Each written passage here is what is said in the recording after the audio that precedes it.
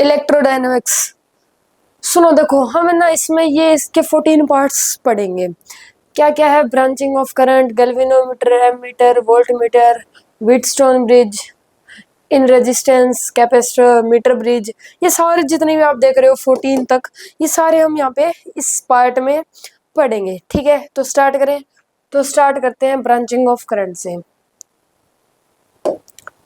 सबसे पहले पत्थर की लकीर। पत्थर की लकीर मतलब मोस्ट इंपॉर्टेंट लाइन।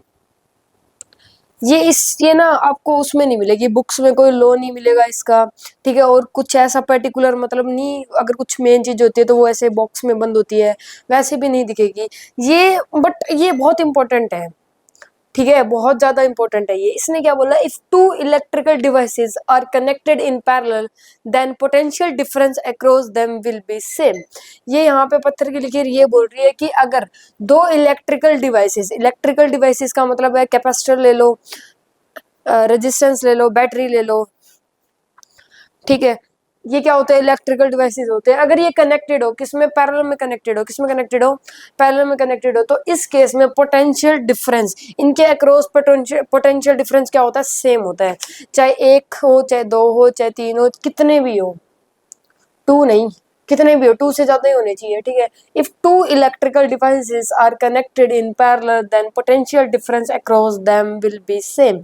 इस लाइन से तो कुछ समझ में नहीं आता, लेकिन फिर भी मैं बता देता हूँ कि इसने यही बोल रखा है कि अगर टू इलेक्ट्रिकल डिवाइसेस पैरेलल में कनेक्टेड हो तो इनके अक्रॉस पोटेंशियल डिफरेंस हमेशा ही सेम होता है, और ये हमेशा ही सेम चलेगा।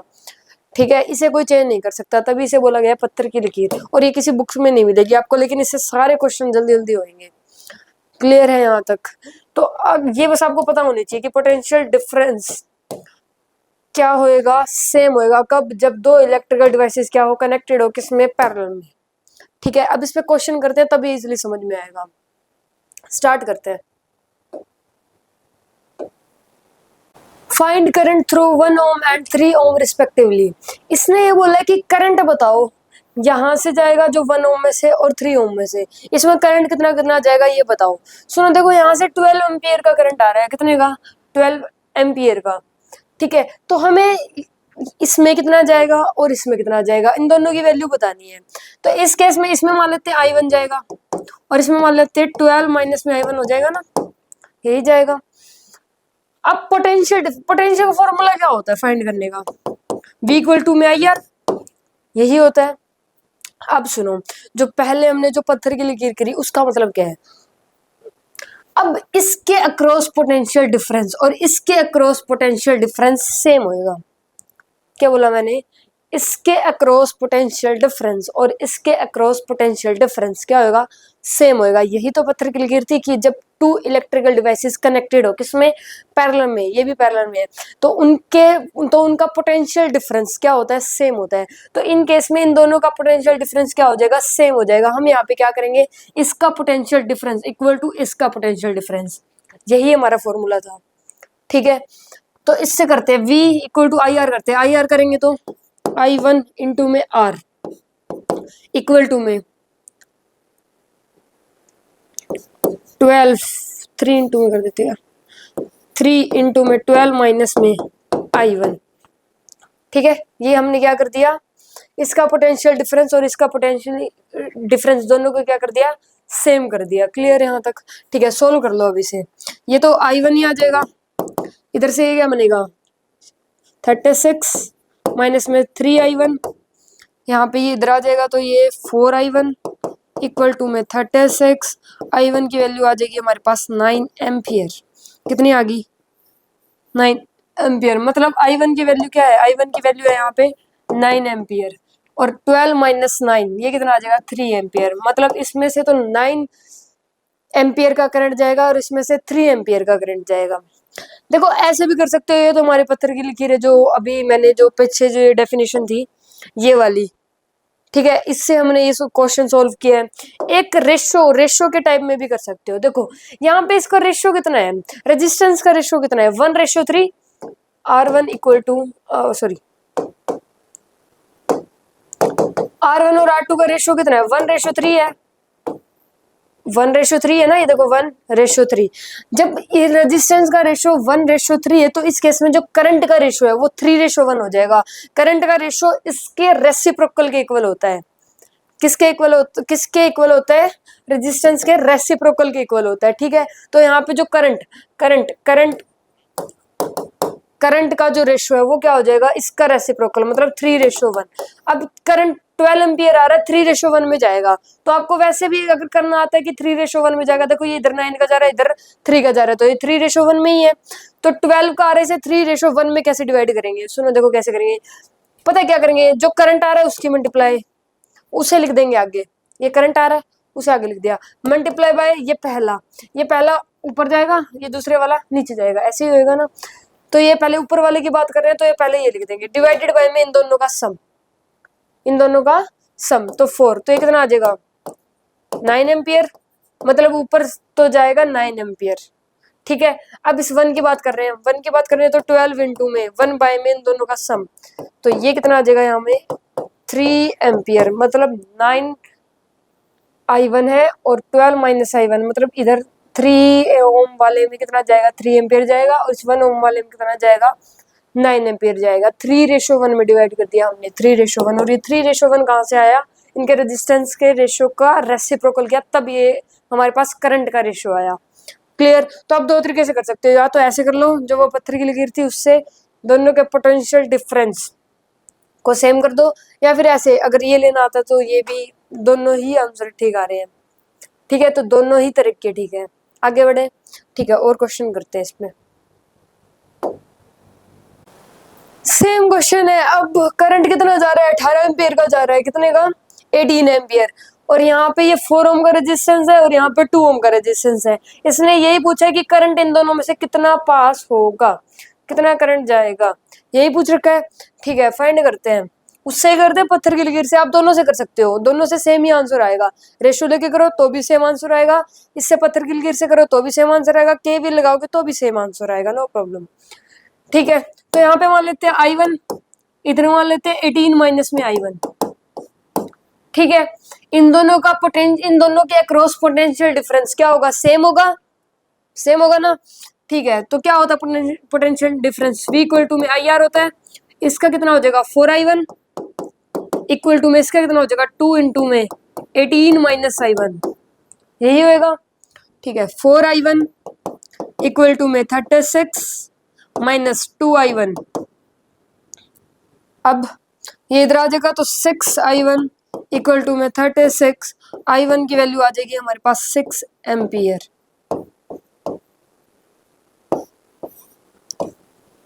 I1 की वैल्यू कितनी आ गई? I1 की वैल्यू आ गई 6 एम्पियर। 18 माइनस 6 कितना आएगा? 12 एम्पियर। इजी है ना, हो रहे हैं ना जल्दी जल्दी। और ये मतलब किसी बुक में ऐसे लो नहीं बना रखा है ये, और जो कि बहुत जरूरी है, बट कोई ना, इसमें बना दिया। क्वेश्चन सॉल्व होने से मतलब है ना भाई। तो ठीक है, हो तो रहे इससे क्वेश्चन, बहुत जल्दी हो रहे हैं। तो चलो आगे चलते हैं। अब देखो ये क्वेश्चन है, इसमें अब ये चारों किसमें है? पैरेलल में है ना, चारों पैरेलल में है, तो इन सब का पोटेंशियल डिफरेंस भी, इन सब के अक्रॉस जो पोटेंशियल डिफरेंस है वो सबका ही सेम होगा। पैरेलल में होने चाहिए, इलेक्ट्रिकल डिवाइस है, पैरेलल में कनेक्टेड है, तो सबका पोटेंशियल, सबके अक्रॉस पोटेंशियल डिफरेंस सेम ही होएगा। तो यहाँ पे क्या हो जाएगा? इसका पोटेंशियल डिफरेंस कितना होगा? 2I1 इक्वल टू में 4I2 इक्वल टू में 6I3 इक्वल टू में 12I4। ये सबका पोटेंशियल डिफरेंस क्या होएगा? सेम होएगा। यस, सबका सेम होएगा पोटेंशियल डिफरेंस। ठीक है, अब हम बात करते हैं, इसे मान लेते हैं R1, इसे R2, इसे R3, इसे R4। I1 की वैल्यू चाहिए हमें, 24 एम्पियर का करंट आ रहा है। कैसे करेंगे इसे? R इफेक्टिव निकालें। R इफेक्टिव निकालते हैं। सुनो देखो, R इफेक्टिव कैसे आएगा? पैरेलल में कनेक्टेड हो तो कैसे निकालते हैं? 1/RF करके,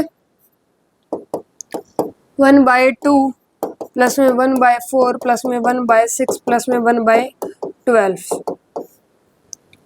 12 ले लिया एलसीएम, कितना आएगा ये? 6 3 2 1। 12/12 मतलब 1। आर इफेक्टिव कितना आ गया 1 ओम। 1 ओम आ गया हमारे पास। अब I1 की वैल्यू निकालनी है। आर इफेक्टिव आ गया ना, I1 की वैल्यू निकालनी है। तो यहाँ से एक फॉर्मूला आता है, सुनो देखो, अगर I1 की वैल्यू निकालनी है और इस टाइप में क्वेश्चन आ जाए तो इसमें हम करते हैं आर इफेक्टिव बाय में R1 इंटू में जो करंट आता है, जो करंट आता है मतलब 24। यहाँ से I1 की वैल्यू आ जाएगी। आर इफेक्टिव कितना है 1, R1 की वैल्यू कितनी है 2 इंटू में 24, तो ये कितना आ जाएगी 12 एम्पियर। मतलब जो I1 की वैल्यू है वो है 12 एम्पियर। मतलब इसमें से जो जाएगा, इसमें से जो करंट जाएगा ना वो कितना होगा, उसकी वैल्यू क्या होगी, उसकी वैल्यू होगी यहाँ पे 12 एम्पियर। क्लियर। ये नई चीज आई है, हर एक क्वेश्चन से नई चीज सीखने को मिलती है, ठीक है। तो यहाँ से एक नई चीज आई है कि अगर इस टाइप का क्वेश्चन हो और I1 निकालने के लिए बोले तो क्या फॉर्मूला होता है, आर इफेक्टिव डिवाइडेड बाय में R1 इंटू में जो करंट आ रहा है, जो टोटल करंट आ रहा है, ठीक है। अब R2 की बात कर रहे हैं, R2 की, तो क्या करेंगे, फॉर्मूला तो सेम ही रहेगा। यहाँ पे क्या कर देंगे, R2 कर देंगे, R2 कर दिया। आर इफेक्टिव तो 1 ही है, 1 डिवाइडेड बाय में R2 की वैल्यू कितनी है 4 इंटू में 24, तो ये क्या आ जाएगा 6 एम्पियर। 6 एम्पियर मतलब यहाँ से करंट कितना आ जाएगा 6 एम्पियर। क्लियर। R3 भी सेम तरीके से निकलेगा। यहाँ पे क्या कर दो, R3 कर दो, 1 बाय में R3 की वैल्यू कितनी है 6 इंटू में 24, तो यहाँ से क्या आ जाएगा 4, तो 4 एम्पियर। मतलब R3 की वैल्यू कितनी आ जाएगी यहाँ पे 4 एम्पियर। मतलब इसमें से जाएगा 4 एम्पियर। अब 12 प्लस 6 18, 18 और 4 22, कितना रह गया 2 रह गया, तो इसमें से 2 एम्पियर जाएगा। सोल्व करके देख लो 2 ही आएगा, 2 एम्पियर जाएगा, क्योंकि ये सारा इसके इक्वल ही होएगा, 24 तो सारा इक्वल ही होएगा। तो ये यहाँ तक कितना हो गया 22 हो गया, 2 एम्पियर रह गया, तो 2 लिख दिया हमने। इजी है, हो जाएंगे इस टाइप के क्वेश्चन। ठीक है, आगे चलते हैं। अब सुनो देखो, ये सारे किसमें कनेक्टेड है, सीरीज में कनेक्टेड है। यहाँ पे ये भी सीरीज में कनेक्टेड है, ये भी सीरीज में कनेक्टेड है, ये तो चलो अकेला ही है। और बाकी ये इन सारों का अगर आर इफेक्टिव ले लेंगे तो ये सारे किसमें कनेक्टेड हो जाएंगे, पैरेलल में कनेक्टेड हो जाएंगे। और देखो यहाँ पे एक बैटरी लगा रखी है 24 वोल्टेज की, कितने की 24 वोल्टेज की। तो इस केस में इन सब के अक्रॉस भी पोटेंशियल डिफरेंस कितना होगा 24 होएगा, इसके अक्रॉस भी कितना होएगा 24, इनके अक्रॉस इनका वो ले लेते हैं, पहले आर इफेक्टिव ले लेते हैं। इनका बताओ, ये सारे सीरीज में तो सब ऐड हो जाएंगे, 2 4 6 8, मतलब इन सबको हटा देंगे तो कितना कितना आ जाएगा 8 ओम। इन सबको हटा दो और इनका कितना आ जाएगा 6 ओम, और इसका कितना आ जाएगा 4 ओम। कितना आ जाएगा 4 ओम। तो इसके अक्रॉस भी कितना होगा 24, इसके अक्रॉस भी कितना होगा 24, यहाँ पे इनके क्रॉस भी कितना होगा 24, और इसके क्रॉस भी कितना होगा 24 वोल्टेज। अगर एक गिवन है और सारे पैरेलल में कनेक्टेड है तो जो एक गिवन है वही सभी के अक्रॉस पोटेंशियल डिफरेंस होगा, उन सबका पोटेंशियल डिफरेंस क्या होगा सेम होगा। अगर एक गिवन है तो इन सबका मतलब भी यही है कि इन सबका पोटेंशियल डिफरेंस भी क्या है 24 ही है। क्यों, क्योंकि बात ये थी कि सबके अक्रॉस पोटेंशियल डिफरेंस क्या होगा सेम ही होगा जब वो पैरेलल में कनेक्टेड होंगे, यही था ना। तो ठीक है, अब क्या करना है हमें, देखो गिवन ही है और हमें पता चल गया कि क्या होगा 24 होगा सबके। तो V इक्वल टू में क्या होता है आई आर होता है, V इक्वल टू में आई आर होता है। V की वैल्यू पता है हमें 24, I फाइंड करना है R देख लो R कितना है इसमें 8 है ना, I फाइंड करना है ना। तो I की वैल्यू कितनी आ जाएगी, मल्टीप्लाई में डिवाइड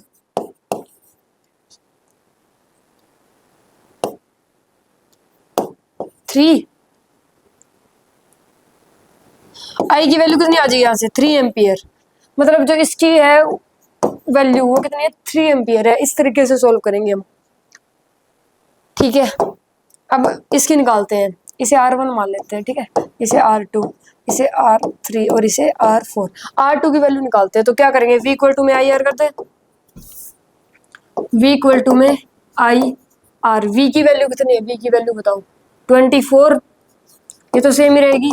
I3 की वैल्यू निकालनी है हमें, किसकी I3 की, R की वैल्यू कितनी है, सॉरी I2 की निकालनी है। R की वैल्यू कितनी है R की 8, 8 नहीं है, रुको, कितनी है यहाँ पे 6, तो आई की वैल्यू कितनी आ जाएगी, I2 की वैल्यू कितनी आ जाएगी 4 एम्पियर इज द आंसर। इसकी कितनी है 4 एम्पियर, इसकी कितनी थी 3। अब R3 की बात करते हैं, R3 की, तो V इक्वल टू में आई आर, V की वैल्यू 24, I सेम, R कितना हो जाएगा इसमें 4, I की वैल्यू क्या आ जाएगी यहाँ से 6 एम्पियर, I की वैल्यू क्या आ गई यहाँ से 6 एम्पियर। I4 निकालते हैं V equal to I R करके, V कितना है 24, ठीक है, I इंटू में R कितना है इसमें तो 2 ही है, तो I की वैल्यू क्या आ जाएगी यहाँ से 12 एम्पियर। ठीक है, हमने हर एक की वजह से I की वैल्यू निकाल ली। हमें क्या बताना है, फाइंड करंट बताना है। तो क्या करेंगे, सभी करंट को प्लस कर देंगे, क्या करेंगे सभी को ऐड कर देते हैं, ऐड कर दे। इसमें से कितना था 3 प्लस में 4 प्लस में 4 के बाद कितना आया था 6 प्लस में 12, कितना हो जाएगा ये 4 5 6 7, 7 और 6 13, 13 और 12 क्या कर दिया 5 25, 25 एम्पियर। क्या लिख दिया मैंने, एक बार देख लेते हैं, ठीक है क्या।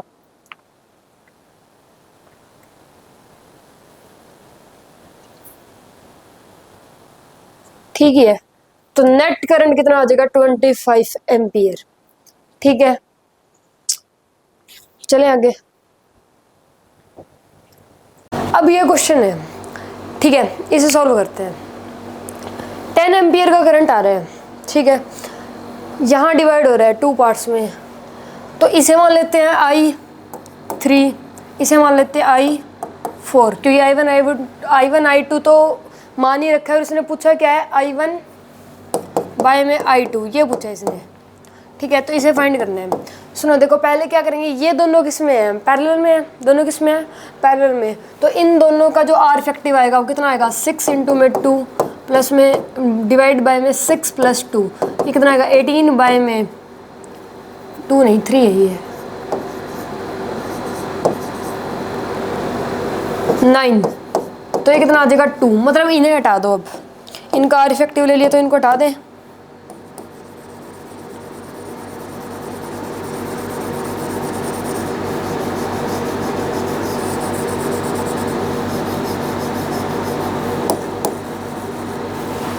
हाँ, हटा नहीं सकते क्योंकि इसे सॉल्व भी तो करना पड़ेगा ना। रुको सुनो, देखो सही यहाँ बना लेते हैं। देखो ये ऐसा है, 1 2, ठीक है, नीचे 1 2, और ये ऐसे। यहाँ पे कितना है 2, यहाँ पे इन दोनों को हटा देंगे तो क्या लिख देंगे 2 लिख दें, ठीक है 2 ओम। अब इन दोनों की बात करते हैं, 9 और 9/2, इसका R इफेक्टिव निकालते हैं। 9 इंटू में 9/2 डिवाइड बाय 9 प्लस में 9/2, सोल्व कर लो इसे। 81/2 डिवाइडेड बाय में 18 प्लस 9 बाय में 2, 81/2 27 बाय में 2, इसे सोल्व करेंगे तो आएगा 81 बाय में 2 इंटू में 2 बाय में 27, 3, मतलब इसमें इसका रेजिस्टेंस कितना आ जाएगा 3। इन दोनों के हटा के 3 लिख सकते हैं। ठीक है, अब ये दोनों किस में है, सीरीज में, तो ऐड हो जाएंगे। यहाँ पे क्या आ जाएगा 4 और यहाँ पे क्या आ जाएगा 9, ऐसा ही होगा। यहाँ पे क्या आ जाएगा 4, यहाँ पे क्या आ जाएगा 4, और यहाँ पे क्या आ जाएगा 9 आ गया। अब हमें क्या करेंगे, यहाँ पे 4 आ गया हमारा, यहाँ पे 9 आ गया, इन दोनों की क्या कर देंगे, इन दोनों को प्लस किया ना, क्यों किया, क्योंकि ये सीरीज में है, और सीरीज में अगर ये रेजिस्टेंस होते हैं तो क्या करते हैं ऐड करते हैं, और ऐसे पैरेलल में होते हैं तो सोल्व करते हैं। R इफेक्टिव निकालने के लिए यही करते हैं। अब क्या करेंगे, सुनो कहाँ गया, 9 कहाँ से आ गया, 6 आएगा, 6, 3 और 3 6 होता है, 9 कैसे आ गया, 6 ओम। अब देखो, अब रेजिस्टेंस का जो रेशियो है वो है 4:6, क्या है, 4:6 है, 4:6 है ना, मतलब 2:3, 2:3 है। तो करंट का रेशियो क्या होएगा, इसका क्या कर दे, रेसिप्रोकल कर दे, मतलब 3:2, 3:2 होएगा ना किसका, करंट का, करंट का रेशियो आएगा 3:2, क्यों, क्योंकि रेजिस्टेंस का जो रेशियो है वो है 2:3, हमें करंट का रेशियो चाहिए, तो उसके लिए हम क्या करते हैं, इसका रेसिप्रोकल कर देते हैं, तो इसलिए ये आ गया 3:2। अब 3:2 में करंट जाएगा, ये 10 एम्पियर वाला, 3:2 में, 3 यहाँ पे रेशियो 2, तो ये कैसे सोल्व करते हैं, मैंने बताया था पहले, तो ये नेट करंट लिख लो 10 इंटू में, पहले वाली की बात कर रहे हैं तो पहले ये डिवाइडेड बाई इन दोनों का सम, मतलब 5, तो ये कितना आ जाएगा, 3 2 जा 6, मतलब इसमें से जाएगा 6 एम्पियर, कितना जाएगा, 6 एम्पियर, इसमें से 10 इंटू में 2/5, 4 एम्पियर, कितना जाएगा इसमें से, 4 एम्पियर, ठीक है। ये यहाँ से गया, हमें क्या बताना है, I1 और I2 ये बताना है, हमें I1 बाय में I2 बताना है, तो उसके लिए I1 और I2 निकालना पड़ेगा, निकालते हैं, सुनो देखो, अब क्या करेंगे,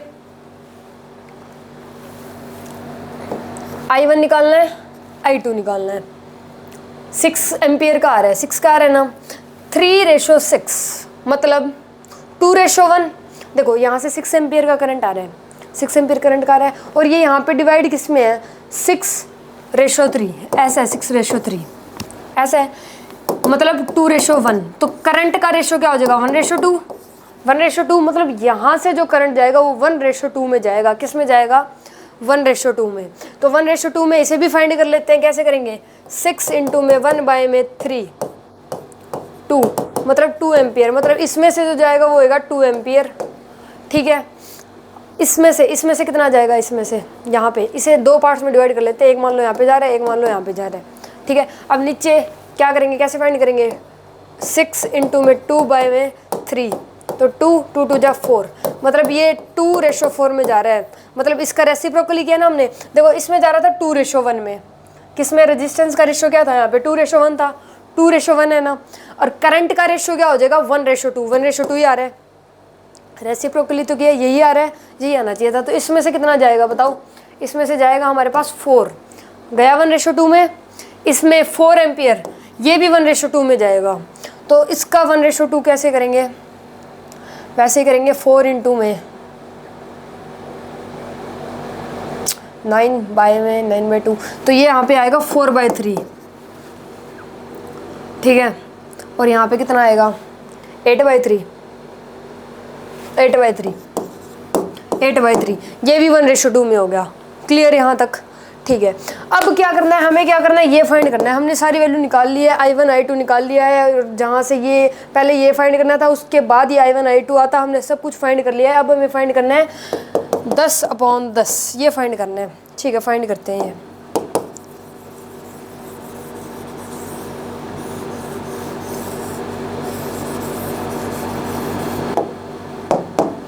क्या करना है, I1 बाय में I2, यही करना, I1 की वैल्यू कितनी है, 2, I2 की वैल्यू कितनी है, 4/3, तो यह आ जाएगा 2 इंटू में 3/4, मतलब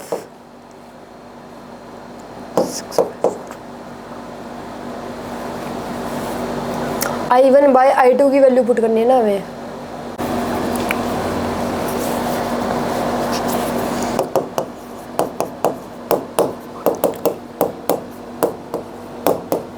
तो ये आ गया 3/2 आंसर फाइनल,